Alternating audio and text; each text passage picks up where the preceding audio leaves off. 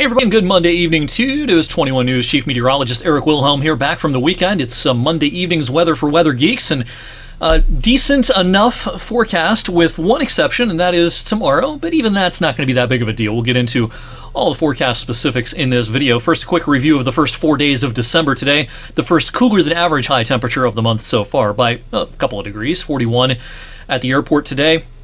We had 53 on Saturday and 53 Sunday. It was a pretty nice weekend, considering it was the first weekend of December.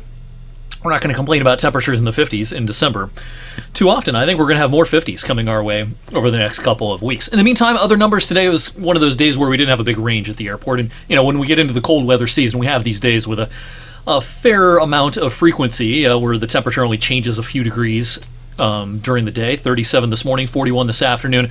Record high today, 67 in that very warm December of 1982. That was a super El Nino winter, 82-83. And it was characterized by an exceptionally warm December in 1982. And that was the warmest Christmas on record in 1982. Ironically, it was followed the next year in 1983 by the coldest Christmas on record for our area.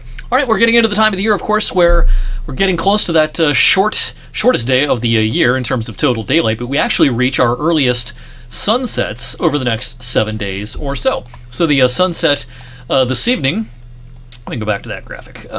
Our sunset this evening was at 4:54. Our sunset actually tomorrow through next Tuesday will be at 4:53, making it the earliest week of the year in terms of sunsets. We start gaining daylight again at the end of our days around December 11th and 12th, and by the time Christmas rolls around, our sunset will be pretty close to 5 o'clock once again. Now, small changes, yes, and we won't reach our latest sunrises until January, but it's nice to see kind of one of the first signposts of, good news, if you will, and if you're not a fan of winter and the short days, our earliest sunsets of the entire year will be behind us, coming up in about 8 days. In the meantime, a lot of clouds today. It was a gloomy day overall. It's going to be a cloudy night tonight, and up near the lakeshore, up in the snow belts, a couple of flurries and sprinkles out there this evening. Might be a random rain or a snow shower in our viewing area this evening, maybe a flurry overnight. Overall, not a whole lot going on locally just yet. But our next system is out here. This is low pressure across the plain states. Now, this is going to track eastward over the next 24 hours, and it'll be a favorable track for us in terms of, we're going to see precipitation tomorrow, but temperatures are going to be very, very marginal. And, with temperatures around 36, 37 degrees, even if it's going to snow fairly consistently starting around midday on Tuesday and taking us into the afternoon, almost none of this is going to really stick to anything. Maybe deck railings, car tops, some colder elevated surfaces might see a little candy coating, but the roads should be just fine tomorrow afternoon into tomorrow evening. Now, later on tomorrow night, as we drop down a little below freezing and a little bit of lake effect tries to set up, might there be a random coating at that point? Yes, that's possible, but that's going to be the exception, not the rule. Most of us will not have any problems into the day on Wednesday. Actually, a pretty strong warm front heading our way Wednesday night into Thursday, and this will usher in a mild air mass for the end of the week. We're going to approach 50 on Friday, maybe even exceed 50 in some spots, and we'll get into the 50s as the weekend gets underway as well. Speaking of the weekend, since overall the weather over the next few days is not terribly interesting, let's talk about the weekend and what should be, a pretty potent area of low pressure moving across the eastern U.S. Now, what we're looking at here is two different models. We're going to compare them for the weekend. Now, we look at a lot more than just two models, but here's a couple of our major ones. This over here is the European model. This is the GFS model.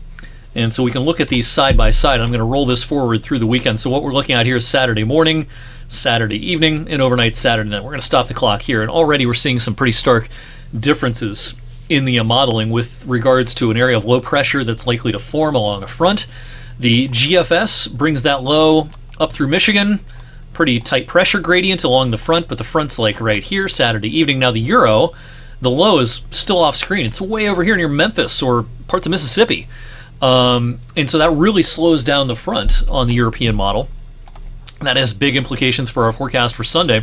Taken literally, here we go with, let's go forward to Sunday afternoon. Taken literally, the European would say it's warm and still raining on Sunday afternoon. The GFS, the front's long gone. It's over here now. The cooler air is sweeping in. Some flurries will be around, and temperature is much cooler on the GFS on Sunday. So this is just a couple of pieces of information, but it's a little peek behind the curtain as to what we have to deal with a lot, especially in the winter, in the longer range. a lot of weather apps are going to be based on individual model runs. Some of them might be based on this modeling over here, some of them over here, and you can see what a difference there is. And that's why, when you bring up your Weather Channel app or whatever you're going to look at, you have to keep in mind that, there's a lot of data out there that app is not considering. Human forecasters can look at all this stuff and really take it under consideration. What do I think is the right idea? Well, I think it's actually more likely that the GFS is a little more right than the European. I think this European's too amplified and therefore too slow with the front. Now, the GFS may be too fast. I think the truth may be somewhere in the middle, but maybe closer to the GFS. And so I think Sunday is likely to be a colder day than the European is suggesting, and rain probably changes to snow at some point Sunday, maybe even early in the day. It'll be a blustery afternoon. Either way, either solution does not result in a big snow accumulation for us. There'll be some snow showers around at some point, perhaps throughout the day Sunday. It may wait until Sunday night if the European does have the right idea.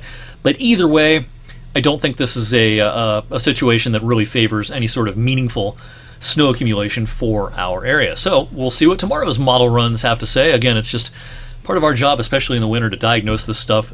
And a seasoned, experienced meteorologist, a good meteorologist, will factor in a lot of different data points before formulating a forecast that you go out with. So I looked at a lot of data today. That's just a couple of pieces of information that I just showed you this evening.